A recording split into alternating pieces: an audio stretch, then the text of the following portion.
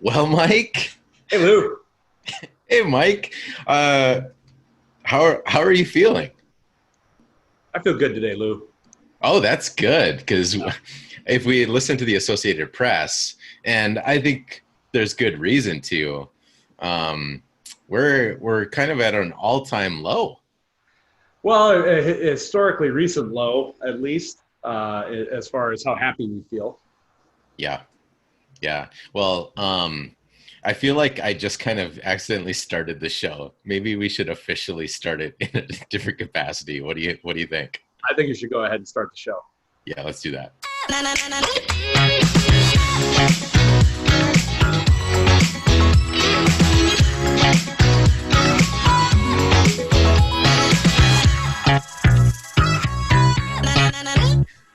Well, lunatics, welcome to hotlou Happy Hour. I am your host, Louis Bromowski, or somewhat healthfully known as hotlou.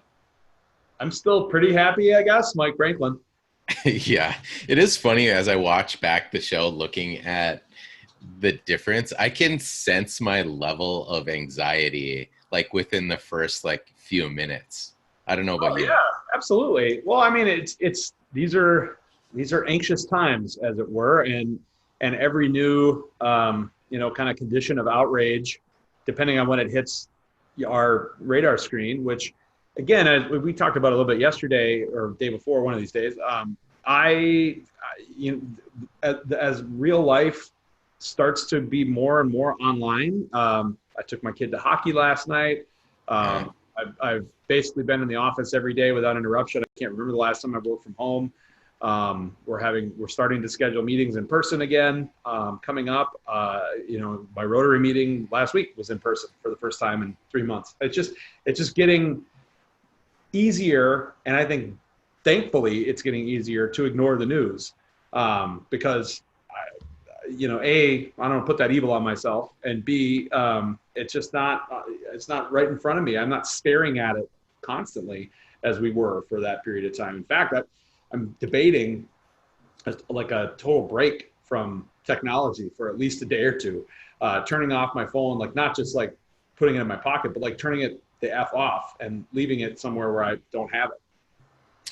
Man, you just for lack of a better word, triggered me on like six different things. But one of them that I've been meaning to mention to the lunatics is that I just listened all the way through to something called Rabbit Hole, which was a podcast that the New York Times put out that really described the emergence of this conspiracy theorist channel called QAnon.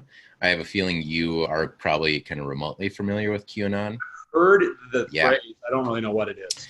yeah. Suffice to say, Q, if it weren't anon, meaning anonymous, would be the biggest head on the Mount Rushmore of conspiracy theories. And they talk about all of the algorithms on social media sites that fuel your commitment and maximize your time on that platform, and how it's introduced all these unintended consequences like elevating the Alex Joneses or the QAnons of the world.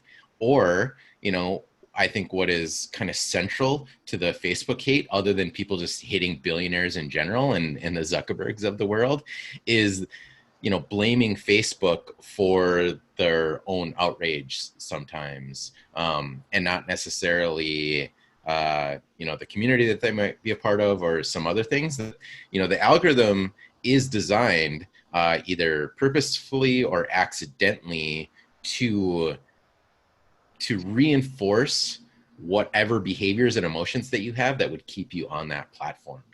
And we'll put it in the show notes, but the Rabbit Hole is like a 7 or 8 episode podcast that talks about all of the things that happen within YouTube, a little bit on Facebook, that have made that stuff happen, that have now kind of started to contribute to, I think, kind of what you're talking about, which is maybe the pendulum swinging for some people that are just like, I need to turn it off. I can't, even if it's important for me to know what's happening in the world, it has such a bad net negative effect that I just need to go out in the woods for 4 days.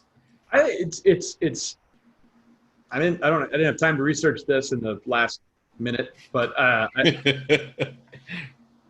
don't look. I mean, we were not built this way. You know, humans were not built to be systematized into an algorithm. I mean, there's all kinds of ways in the past 100 years where arguably we've destroyed, or significantly augmented. I won't put a value judgment on it. Significantly augmented, tens of thousands of years of evolution almost overnight. I mean, certainly historically overnight.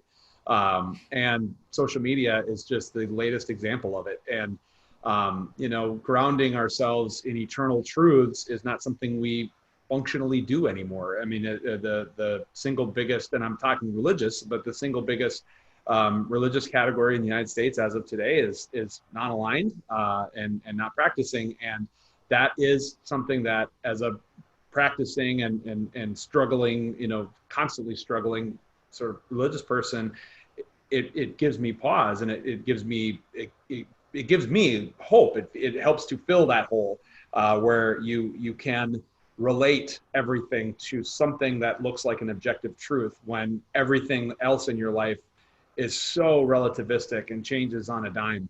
Obviously, this past 3 months has been just a crazy example of that. Yeah, but it's a fascinating human observation that I think there is something innate within us that we are always searching for our tribe. And I mean that in the most generic sense, right?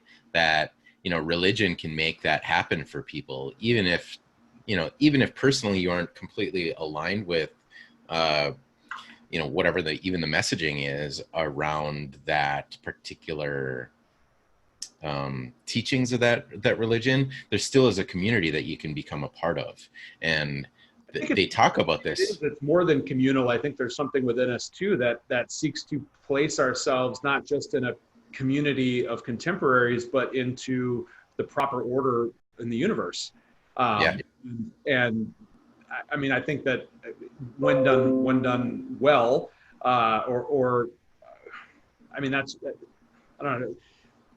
When a religious person is well aligned with the practice of their faith and in functional balance with the world, these tend to be, and I don't have this study in front of me, but over time I have read over and over and over again that the happiest people tend to be those with that balance, that their spiritual balance is in alignment with their physical balance, is in alignment with their emotional balance.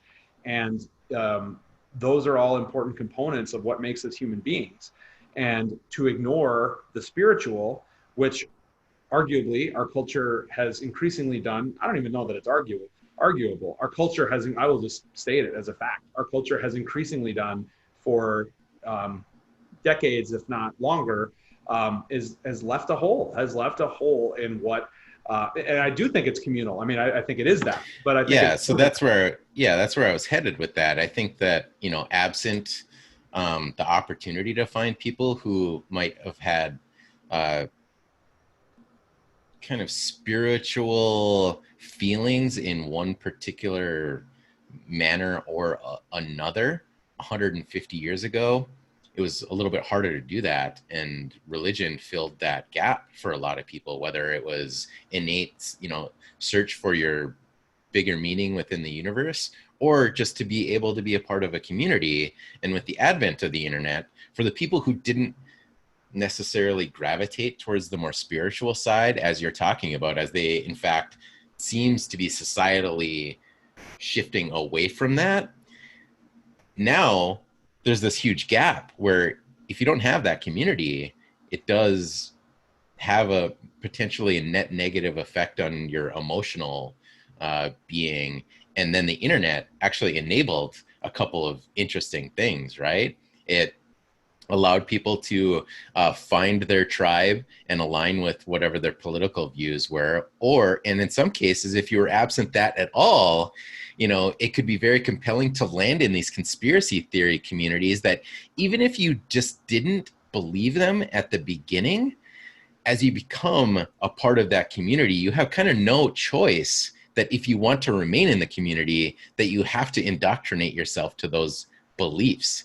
Yeah. And they didn't really, this podcast that I'm talking about didn't really, I don't think they made that point specifically, but you know, it's fascinating to see what can happen when you do find your tribe, and maybe your tribe doesn't necessarily believe what you want them, or that you inherently believe, but if you want to be a part of the community, you have to kind of adopt it. And that could be for flat earthers, you know, that could be 9/11 truthers, that could be, you know, FIFA, that could be Black Lives Matter, that could be Trump supporters, that could be coronavirus deniers, hoaxers, or whatever. Yeah.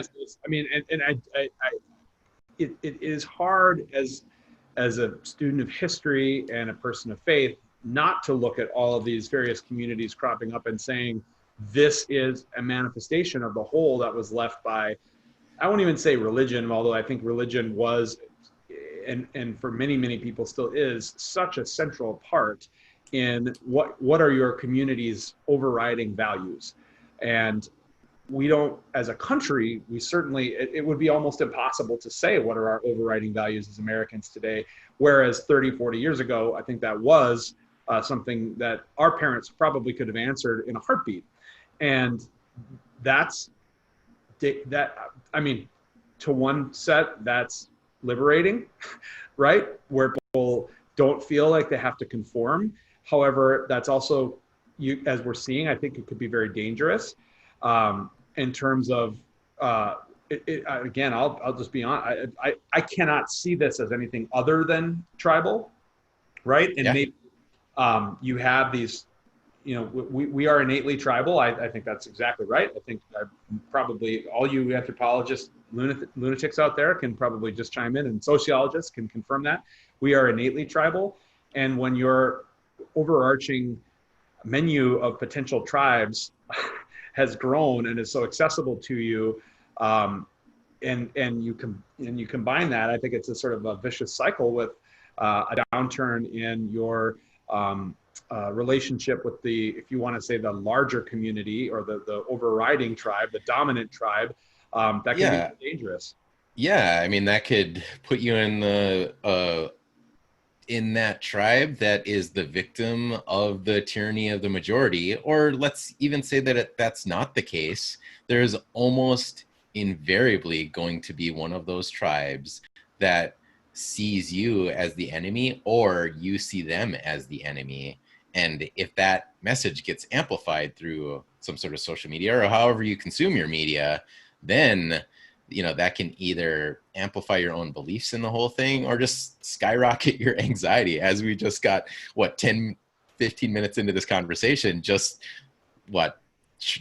kicked off by a headline from the AP about how maybe it's not a historic low, but we're certainly at a relative historic low in terms of as a student of history, part of the reason where I would characterize myself as less happy today than I was in the past is, you can sort of see where this ends, that this is the, those who are not students of history are condemned to repeat it, where, what if I'm cut off from and feel alienated from the overall community, and you could define that as my geographic place, my racial identity, my spiritual identity. If I'm cut off from that and my first allegiance becomes to my tribe, well, at some point you're going to have a tribe that starts to use force to eradicate me. In other words, like, my tribe is going to be at war with another tribe.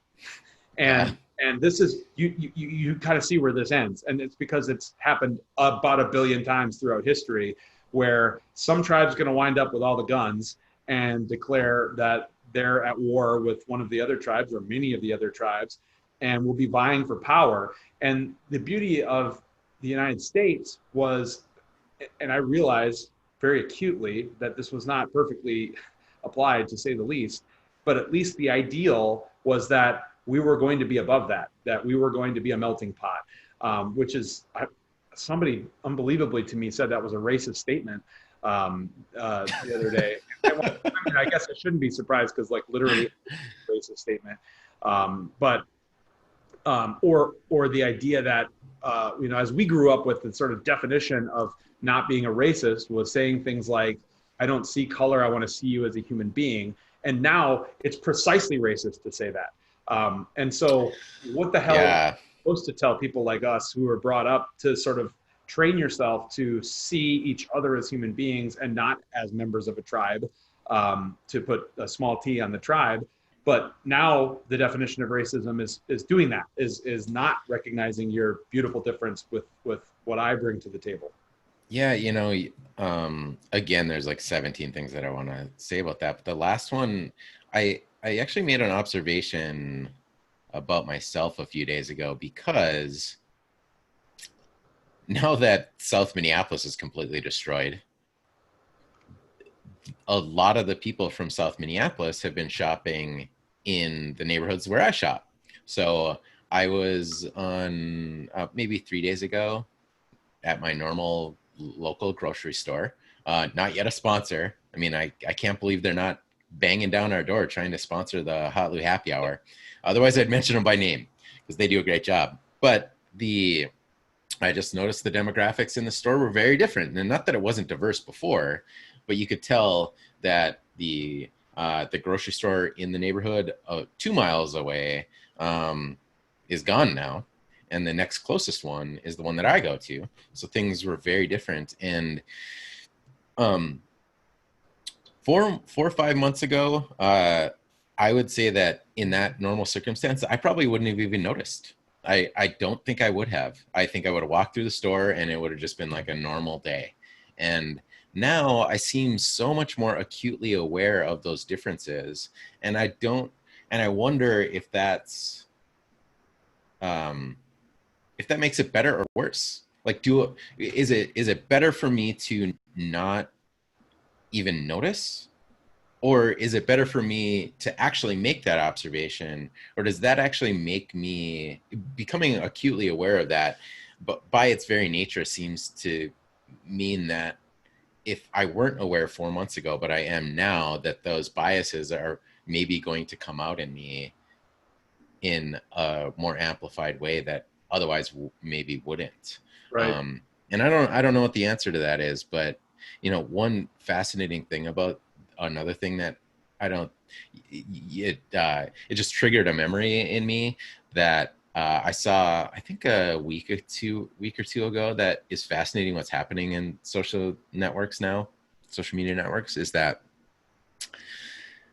4 years ago, when the Russians were trying to interfere with the election, and the mechanism that they used was, and we've talked about this on the show, it wasn't to get Donald Trump elected specifically. All they're trying to do is sow the seeds of division, and no matter what outcome prevails, right, it's going to benefit them. And what's interesting, if Hillary won a squeaker, we'd probably be in very much the same place as we are right now, because we just reverse everybody's roles, and all the Trump people would be everything worked out. Yeah, potentially. But one thing that's apparently super fascinating that's happening now is that these social media networks are far more aware of this tactic. So they've put systems in place to try to eliminate when that stuff is happening.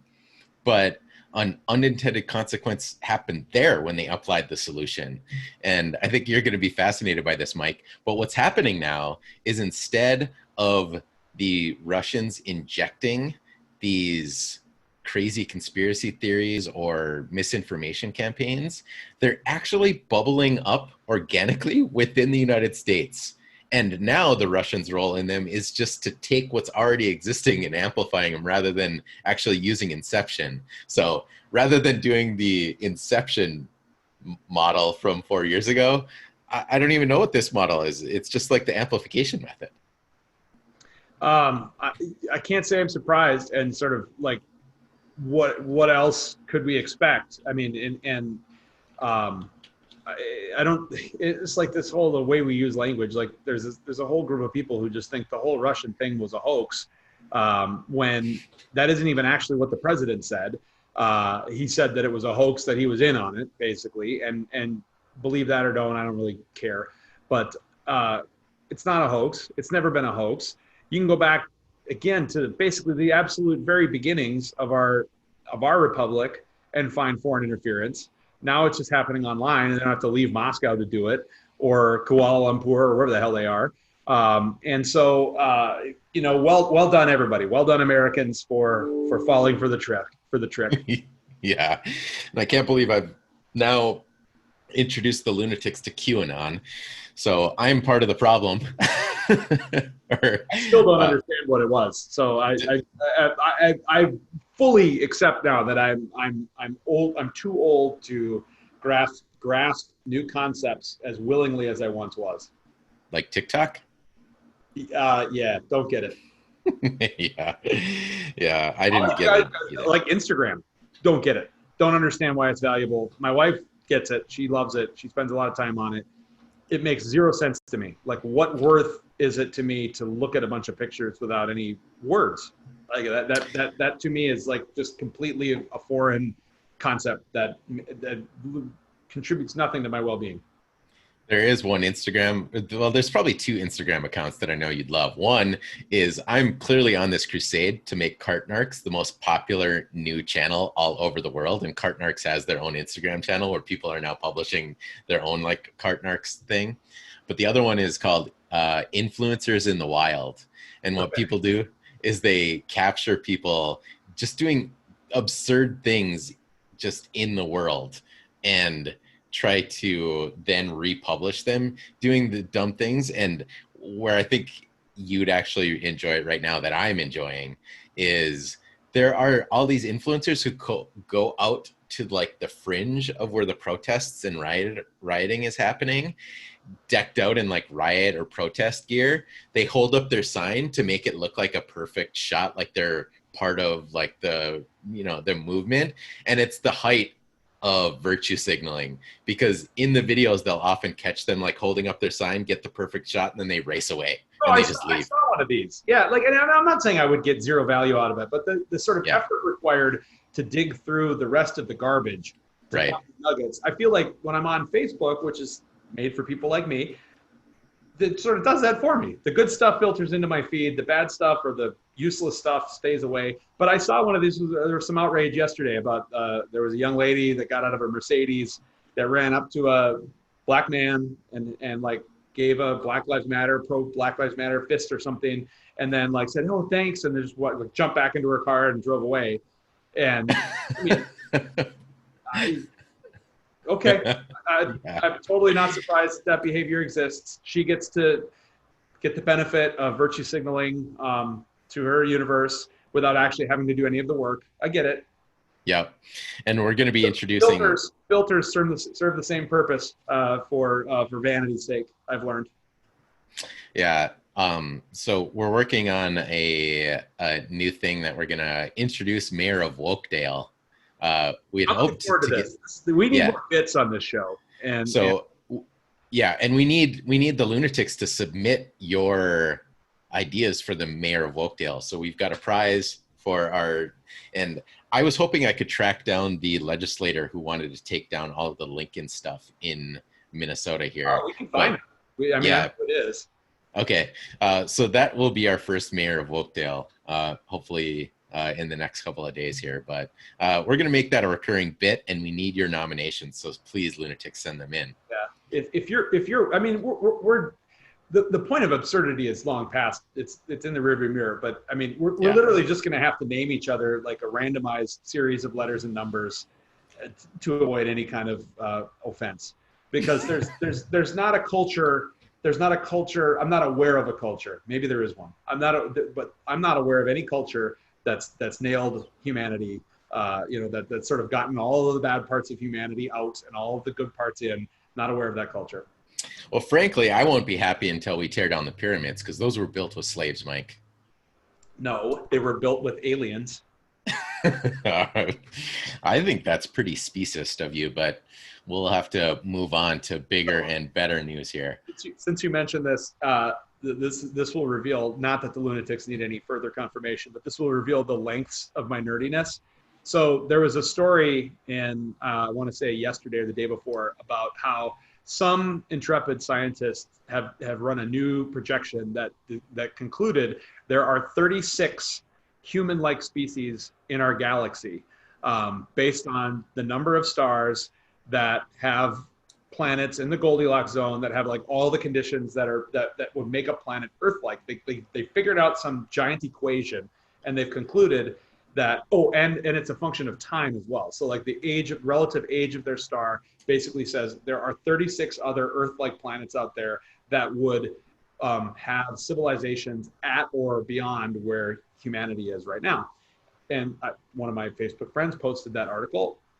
And so being the person that I am, I went and started naming them: Vulcan, Klingon. And I got to about 11 or 12 before I had to consult a Star Trek page. And I just kept it specifically to the Star Trek universe because I didn't want there to be any confusion. Well, anyway, one of the races I named was Borg. And of course, the Borg, somebody immediately commented on this, because this is how Facebook works, that the Borg are not a race. The Borg assimilate other races. To which I said, that seems pretty racist. And he responded back, I don't think it's racist, maybe a little transphobic. And I was like as close as I've had in a long time to a legit laugh out loud. So like, that is a great comment. And as you were going through it, I didn't know who to award the mayor of Oakdale to. And the answer is nobody, because he baited me. I went for it, and then yes. He nailed it. Oh my God, that is amazing. So that's actually part of something called the Fermi paradox. Have you ever heard of that? I've heard once again, I've heard the phrase. I guess I've never really investigated. Yeah. So the Fermi paradox is this notion that just by pure odds, there should be aliens all over the place. Oh, yeah, got it. Yep. But there aren't, like, we haven't been able to identify any intelligent life just through and it's interesting that there would be that many potential human species just within the galaxy. Yeah, and I read the article because that was actually very interesting to me. It said that the likely limitation is simply the inability to communicate or even detect communications over that great a distance. I think it was something like an average of 70,000 light years between these civilizations or something like that. Yeah. So even if they are at a human or even beyond the human stage of communication, we would never be able to detect a radio signal from that far away or a light signal.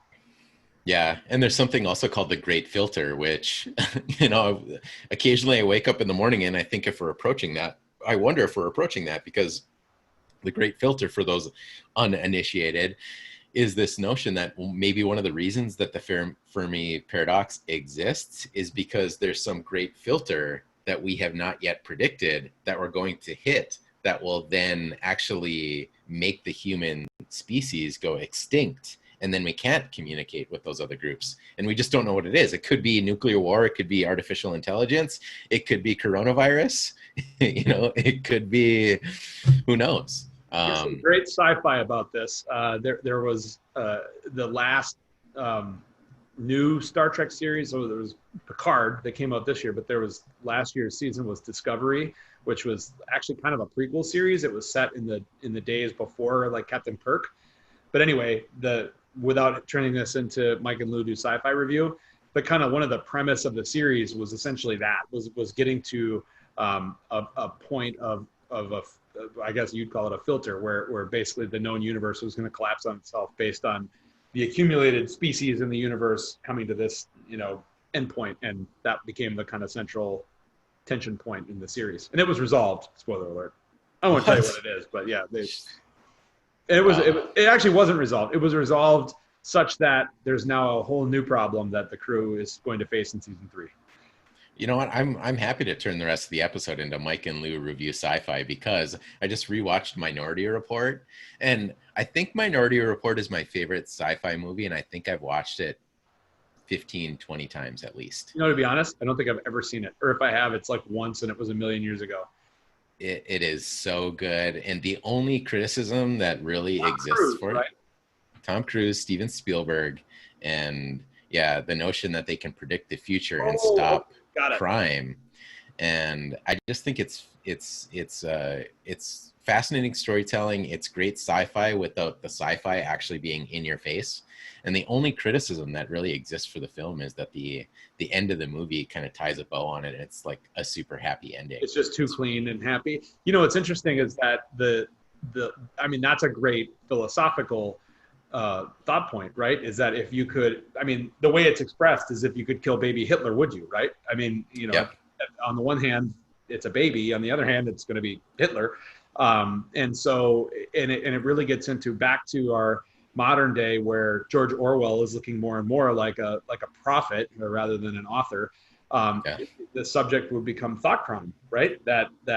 And we're living through this. I mean, it's not like we can legitimately predict that you're going to do, you know, this crime on that day, but we're parsing out elements of, you know, bad behavior from words into action. And that's really destructive. You know, that again, you know, when we grew up 30 years ago plus, there was one of those shared values that I'd say is all but gone, is that, you know, sticks and stones may break my bones, but words will never hurt me, which of course was always not true, in the sense that you can be emotionally hurt by somebody else and bullying is a real thing and all of that.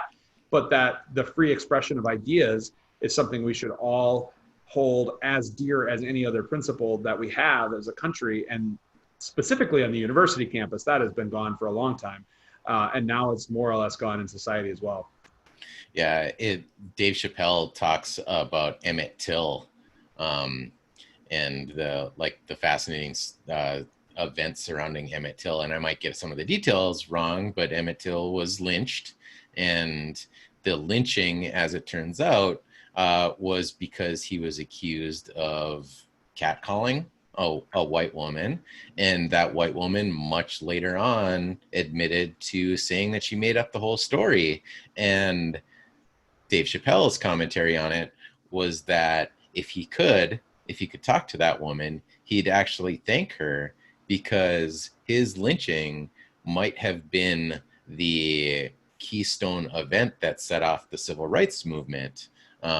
And I've been thinking a little bit about that commentary and what it means. And I'm surprised. I thought Dave Chappelle might actually address that in the special that he dropped again. Wondering if that's what we're seeing right now with George Floyd and what it might mean for police brutality in the future. And who knows if we're headed in the right direction, or we're just following down this path of greater and greater divide closer to the great filter. And maybe we're not going to meet those 36 other human-like species in the galaxy. All I know, Lou, is I'm going on vacation tomorrow. I'm going to unplug as best as I possibly can, which is nigh on impossible with the job I have. But I will significantly restrict my intake of anything unsettling, which makes me a bad citizen, but it's going to make me a happier person and a better dad and a better husband. Absolutely. Well, I feel like we haven't even remotely been the hotlou News Network yet. I'm reluctant, because we did almost 35 seconds of show prep to talk about one thing in particular. I think this show does function best when we're just having a conversation, and it can kind of, as we've proven to each other throughout the decades, we can kind of, speaking of rabbit holes, we once, I was just thinking, sure I mentioned this on the show. We once had an hour-long debate at a Chinese restaurant over whether language was a technology or whether technology preceded language or facilitated language, and it was very heated. Yeah. And I don't think it's resolved. So you said it was 1 hour, but I think we're going on like 21 years, right? That's probably about right. So should we even mention this thing that we were going to talk about? No, because it's just going to make me mad and stupid, and we're having a good happy hour today. We are having the best. I to say the president is stupid. Yeah, that's all everybody needs to know. Yeah, I think this is a really good place to end the show, frankly, because I think we started talking about how the AP is reporting a 50-year low in happiness, but the last 40 minutes of my life here, Mike, have actually elevated the happiness, and I hope that we've elevated the happiness of the lunatics as well. I hope that too, and I'm going to show you my vacation reading. You can't. There we go. Ooh. Henry Kissinger's Diplomacy, which is a book I bought in college and intended to read in college, and never did because I'm a lazy man. It's from 1994, and I've read about the first 30 pages, and I'm shocked by how prescient this was, as far as this man's ability to look at the world order immediately after the Cold War and more or less predict what was going to happen. And again, I haven't even gotten to the good stuff yet. I mean, in 30 pages, it's kind of the setting the tone for the book. It's just amazing how on point this guy was. So I'm going to learn a lot more on vacation, and I'll come back prepared to tell you what's going to happen. Awesome. Do we need to have a hotlou happy hour book club? That would be awesome. I'd love to do that. I've been reading a lot more. That's one of the happy outgrowths of this pandemic, is I've been reading a lot more than I had prior. Okay. Well, we're going to throw the diplomacy book in the show notes here. So maybe there'll be an opportunity next week to talk about that book. It's about 900 pages, but I'm intending to get through a lot of it on vacation. Okay, we'll see what we can do. But in the meantime, for all the lunatics out there, I need to point out a couple things, some programming notes. Like, does that even sound real? Can I even say that? Yeah. A couple things. So as Mike mentioned, he will probably be in and out for the next couple of days, but so guest co-host, Mark Lazarchuk, Wally, I don't know. We'll see what ends up happening. Maybe the lunatics can let us know whether that needs to happen. But on Friday, I'll likely drop in, but I'll have sunglasses on and shorts, and I'll be at a lake somewhere. Okay. So on Friday of this week, I'm super stoked as we talk about happiness. One of the coolest nonprofits to have been created that I've heard about in the last, I don't know, half a decade or something is a nonprofit called Best Christmas Ever. And if you're in the Twin Cities area or Minnesota, you've probably heard of them, or a family you know has benefited from them. They, suffice to say, a family gets nominated that's had a very difficult year, and a team captain recruits other people to join their team. And then on Christmas morning, they show up at that family's house and surprise them with the best Christmas ever, as they've been spending months and months raising funds, completely anonymously, by the way. So the team captain might know who the recipient is, but sometimes the team members don't know. And oftentimes the people who are supporting this don't know anything except for their story. And then they completely surprise them. And a graduate, you might know this, Mike, a graduate, one of our classmates benefited from this. I participated in this, and that's where I learned about this. Yeah, and they've been pretty familiar. I've got some friends that are on the board, and the founder, Don Liimatainen, is from a neighboring city of Cloquet, where we grew up. So I'm so excited to tell their story, to help recruit other people to support them, because I'm part of a nonprofit called Simon Says Give, and we've had them on the hotlou show and hotlou happy hour. And I'm so proud of what Simon Says Give has done, but man, best Christmas ever, their story and the continuous impact that they continue to make impresses me. And I hope you'll join and tune in to that hotlou happy hour, and tell your friends about it too, to listen in, because Don's a really interesting guy. The story's awesome. Their cause is great. And it's one of the shows that I've been really anticipating for a long time, because we've had them scheduled and on the books for a really long time. And in terms of happiness, I can't think of a better way to maybe end this particular week. There you go. At least it's ending. We're making progress. Yeah, let's cross our fingers and hope we get there. All right, this has been hotlou happy hour. I am your host, hotlou. I am happily leaving on vacation, Mike Franklin. And we'll talk to you tomorrow.